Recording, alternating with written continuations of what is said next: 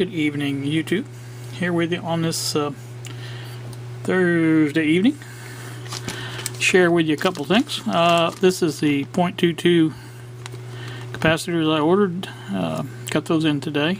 I've already taken one out of the bag and put it into the bag of parts for the Heathkit. So that's where it needs to be. This little device here, if you look over here, you can see it's plugged into the USB outlet right there. At 12 volt or 5 volt in and 12 volt out. It does measure 12.14 coming out of there. So I don't know how much amperage it has, but I may test that here one of these days and see what it'll run and what it won't run. But I already had the 9 volt. I think I demonstrated the 9 volt. I'm pretty sure I did. But anyway, so I've got one of those too. This was $1.50, $1.53, something like that. It was really cheap. So it may be cheap. I don't know. Some of the stuff you get from China is a good value, and some is a piece of junk. But you know, like that cable. Let's see, what else was it? I have ordered another item from IC Station. It's a 15 watt per channel stereo amp kit. I think it was roughly $6.50 shipped.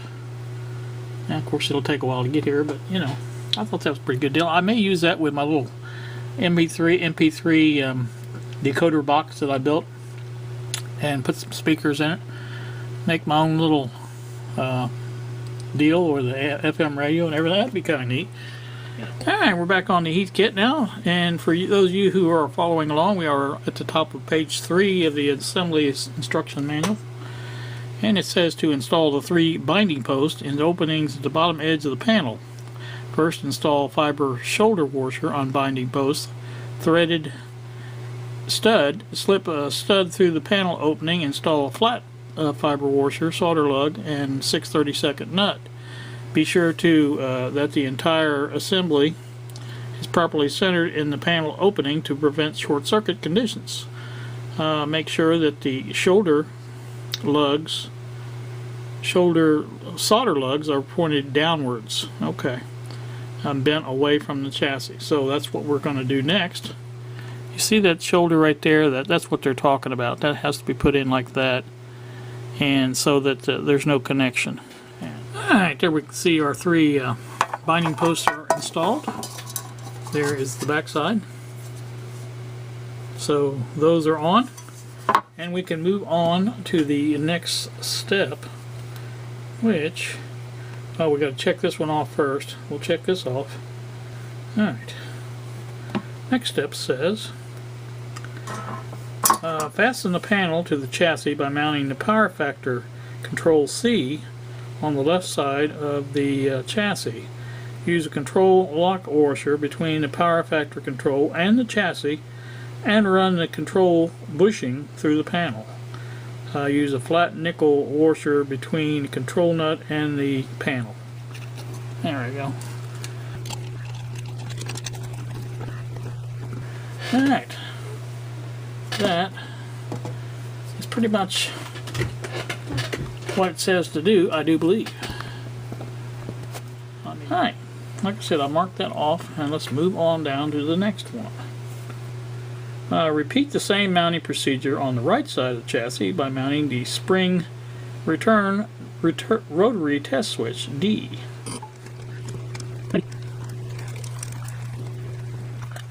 I think that's the way I intended it to go, because all your solder lugs are here where you can get to them.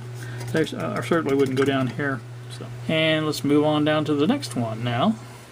Alright, we can check off that and read the next one. It says this completes the mechanical assembly except for the selector switch will be installed on the upper right corner of the panel in a subsequent step. By proceeding further, it would be well to carefully recheck all of the mounting of parts against the pectorals. This may save unnecessary difficulty after instrument construction. Alright, now there's a whole page here of wiring hints So I'm going to post that picture of the all the wiring hits. I'll put that on the screen for a little bit, and then you can pause it if you want to read it. But I think that's what we'll do for that. So put that in here.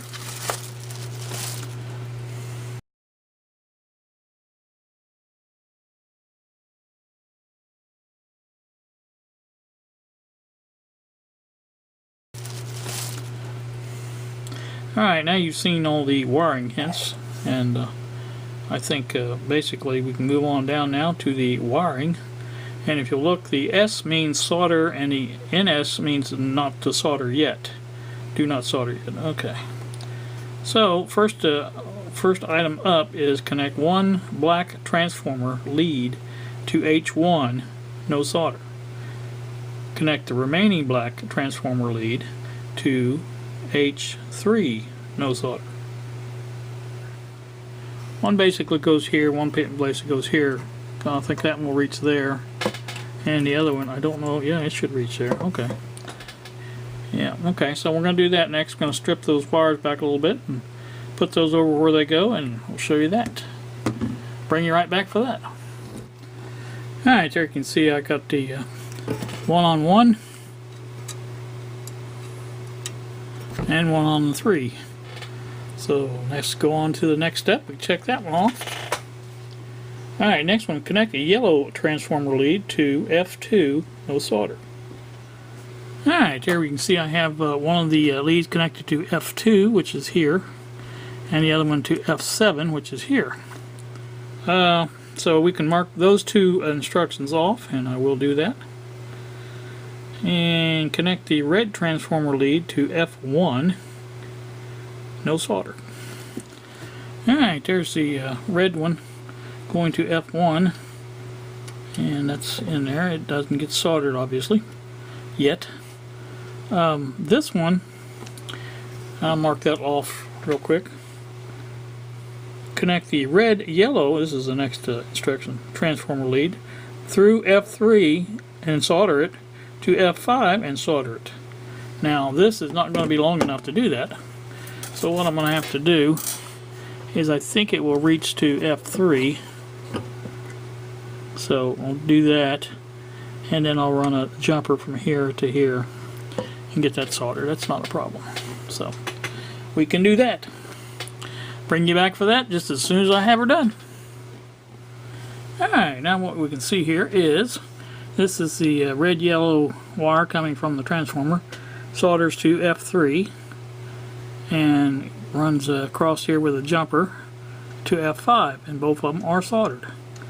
So we can mark that one off our little list and move on to the next instruction. Okay, the next one instruction is to twist two 10-inch lengths of wire. Connect one of the twisted wires to F2S. Okay. So that's the filament voltage is what that is. So it goes from there, from the twisted wire goes there to who knows where, but 10 inches is what I got to cut off. So let me repair those and I'll bring you right back. We have completed that step, or actually I think 2 steps. I can't remember if it was 1 or 2. Anyway, here's the one wire, twisted wire for F2, and this is on F7 here. So it comes down through here and it goes around through the back and on over to the it says to dress it towards the 4-lug terminal, and that's what we did. So, and they have been soldered, both of them. That one's soldered, that one's soldered. Everything's hunky-dory. We're gonna mark that one off and move on to the next list, or next instruction. Connect one of the twisted wires to G1 on the 4-lug terminal. Connect the remaining twisted wire to G2, no solder. Alright, you can see I have it dressed down through here and comes up behind here and goes to G1 and G2. So that is, I think I have my wire twisted a little tighter than what they wanted, but you know, it works. So that's where they wanted it, and we can mark that one off. Next thing we do is install the 8 microfarad tubular filter condenser, positive lead to F8, and the remaining lead to ground. Solder lug, no solder at terminal H. Alright, there's our 8 microfarad capacitor, negatives pointing that way, so this is positive. I put a sleeve on the positive end of this, but the negatives bearer is already out in the open anyway, so no sense in worrying about that, so I didn't bother with that. But there it is. Neither end is solder, it's just in there. So that's all that said to do. Let's mark that off and move on to the next one. 8 microfarad tubular filter condenser, negative lead to F1, no solder, and the positive lead to ground, solder at terminal H. Huh. So basically that goes the same exact way, only they install it. You install it backwards from that one. So let's do that, and we'll bring you right back. Alright, so you can see here we have the positive end of the first one we put in goes to F8, and the negative end of the second one goes to the same place, F8. And I went ahead and put sleeving on this because I believe there's more voltage here than there would be on the ground. So, and the grounds both go to the same spot too. So, not really sure what the purpose of that is, but I haven't really paid that much attention to the schematic of this and see to look. But either one of these gets soldered, so there's more wires coming. So, let's go on. Let's mark that off, and or mark those two off, I should say, and go on to the next one. Alright, the next one reads connect a wire from F8, again no solder, even more going there, to G3, no solder. That's G3, I'm pretty sure. So I've got to cut another piece of wire for that and install that. So we'll do that and come right back. Alright, I just see a mistake I made.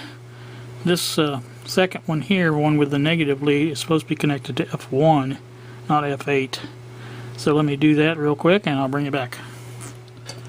Alright, now that problem has been corrected. This is the negative end of the last one we put in. It goes to F1 now, and still goes to the same spot on the other end. You can see that.